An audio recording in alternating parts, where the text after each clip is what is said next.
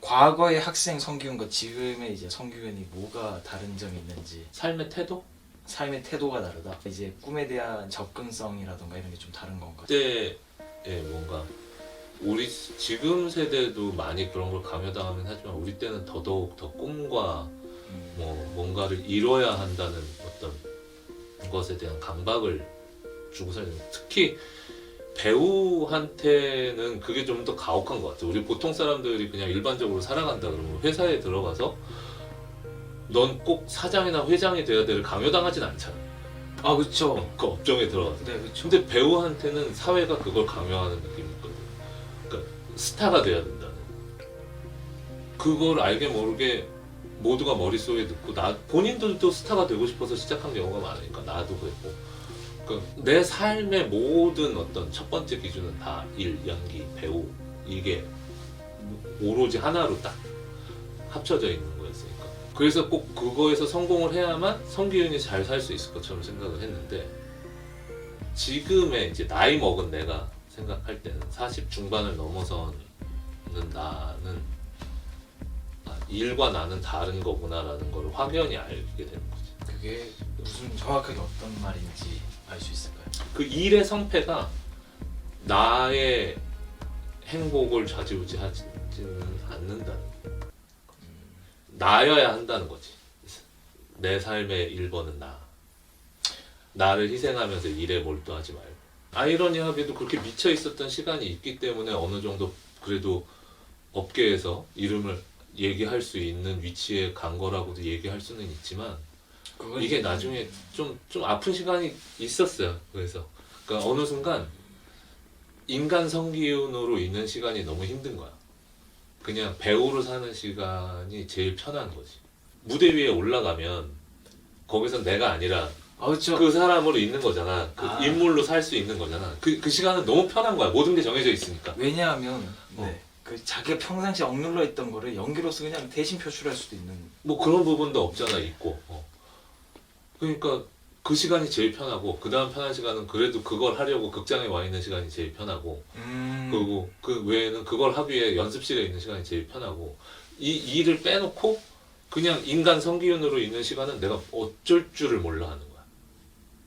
뭘 해야 할지를 몰라 하는 거지. 그냥 되게 이게 현실인지 저게 현실인지 구분도 잘 안 되고. 지금의 오히려 더 불안정하신 겁니까? 지금이 훨씬 안정적이지. 지금은 인간 성기훈으로 있을 수 있게 된 거지.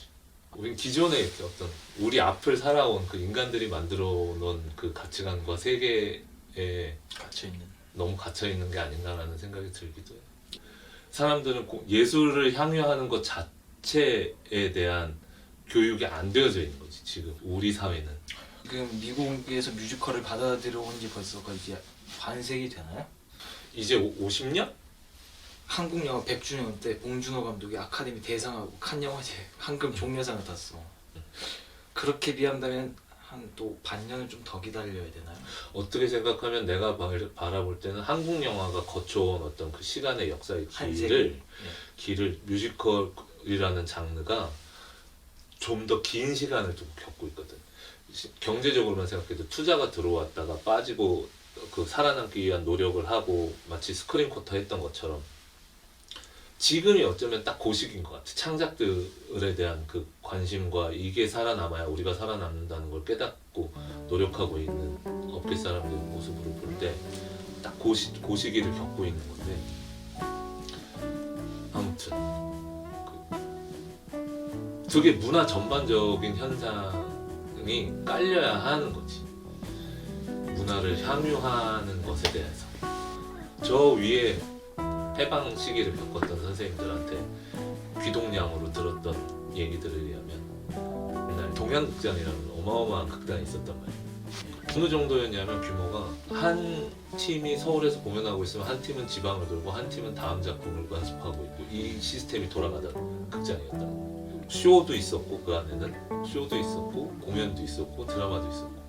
근데 이게 일본에서 이제 신극 문화가 넘어오게 되잖아. 그 연극이 어려워지기 시작하고, 그러면서 요 틈새에 TV가 이제 들어온 거야.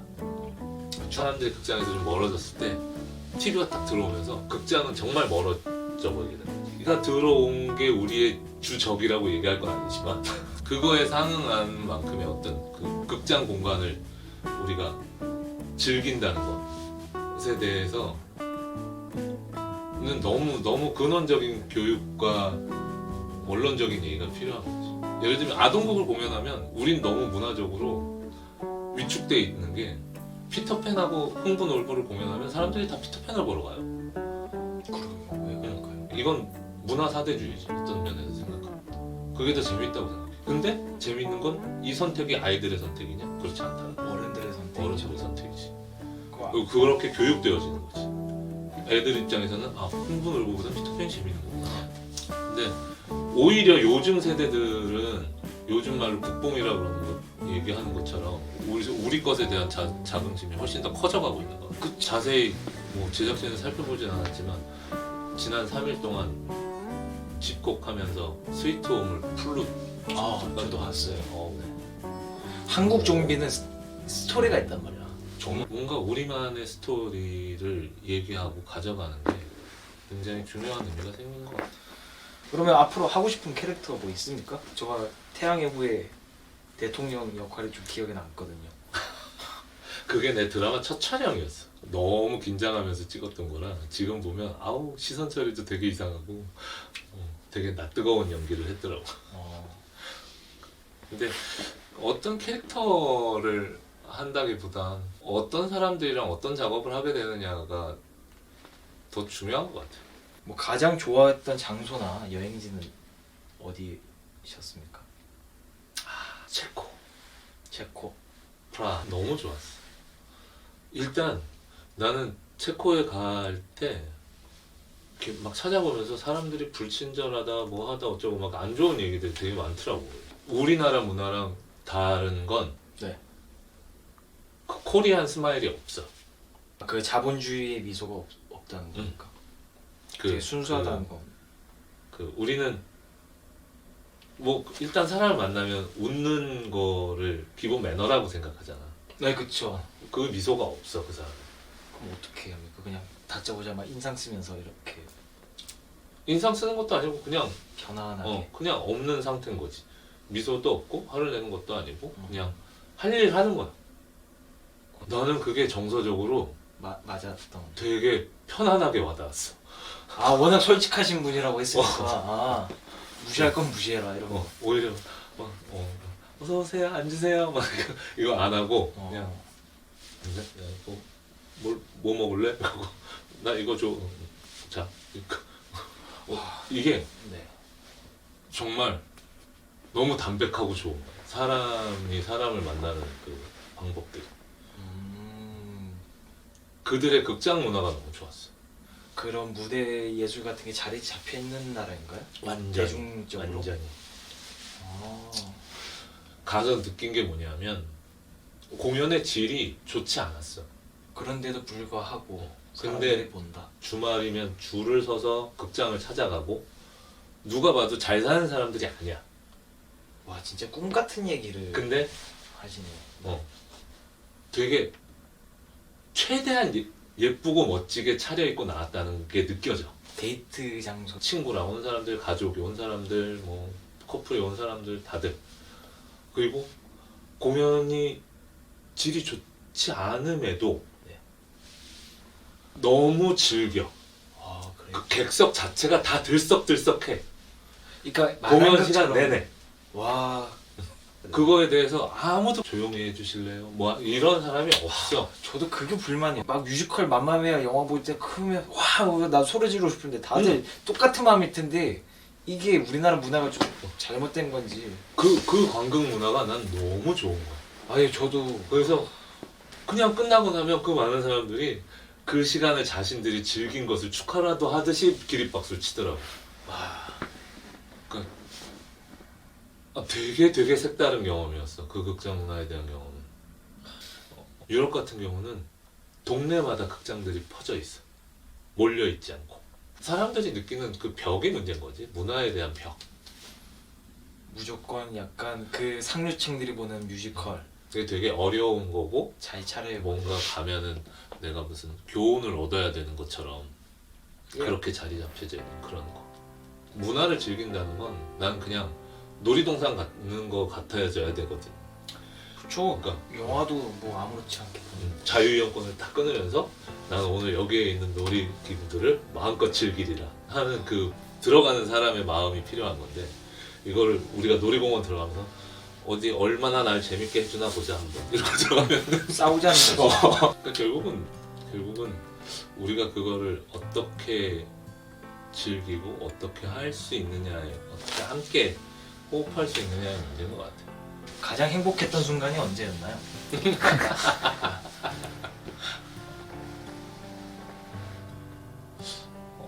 난 가장이라고 얘기하기 되게 힘든 것 같아. 일단 지금이 제일 행복하고, 저를 만날 때가 가장 행복하다고 하시는. 지금은 지금이 제일 행복하고. 그러니까 지금 요즘 내 삶의 패턴이라는 것 자체가 그때 행복감을 최대한 즐기자가 되어서 더 그렇기도 하지. 그렇답니다. 어차피 이전에 나는 지나간 거고, 우리도 이 대화 앞에 대화들은 다 지나간 거고, 그거보단 지금 대화가 더 행복해야 되는 거지. 그러려고 되게 노력하면서 살고, 앞으로 어떻게 될지도 모르지만 어쨌든 지금이 행복한 게 중요한 거니까.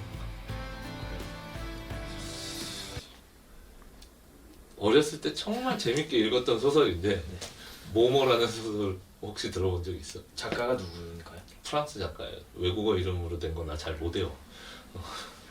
저도 뭐 이해를 받기 잘. 근데 그게 영화가 있더라고. 집에서 추억을 되살리며 다시 봤는데 너무 좋은 거야. 너무 좋은 거야. 거기에서 하고자 하는 얘기가 그거거든. 그분들 세상은 시간을 잡아먹는 인간들이 있는 거야. 그래서 그렇죠. 빨리빨리에 점점 막 길들여지는 거지. 느리게 사는 삶의 기쁨을 사람들이 자꾸 잃어버리게 되는 거야. 그것 때문에 직장인들이 가장 스트레스 받는 것 중 하나일 거예요. 응. 일을 하면 또 시켜. 빨리빨리, 그리고 뭔가 성취해야 한다, 꼭 이루어내야 한다라는 어떤 강박, 거기서부터 벗어나야 하는 거지. 벗어나고 싶어. 저도 벗어나고 싶어요. 벌써부터 벗어나고 싶다면 난 왜 사는 거지 도대체?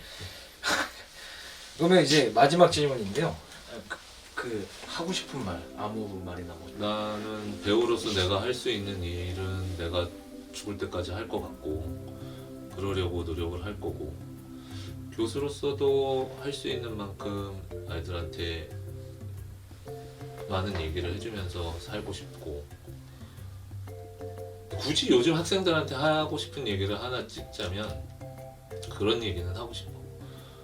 아까 승주한테도 얘기를 했지만, 너무 기존에 있는 사회의 틀에 나를 끼워 맞추려고 하지 마라. 그 사회도 그 사람들이 만들어낸 사회잖아.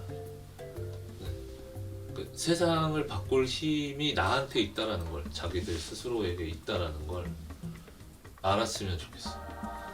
그래서 연기를 하다 보면 어릴 때는 선생님들과 선배들한테 배웠단 말이야. 배우면서 살았는데, 지금 가르치는 입장에서 교수가 돼서 내가 이렇게 와 있지만, 나이가 어느 정도 들고 나면 후배들이 하는 걸 보면서 또 배워야 돼. 어떤? 왜냐하면 시대가 원하는 게 다르니까. 아 그렇죠. 연기 스타일도 달라지더라고요. 예술은 트렌드니까. 네 그렇죠.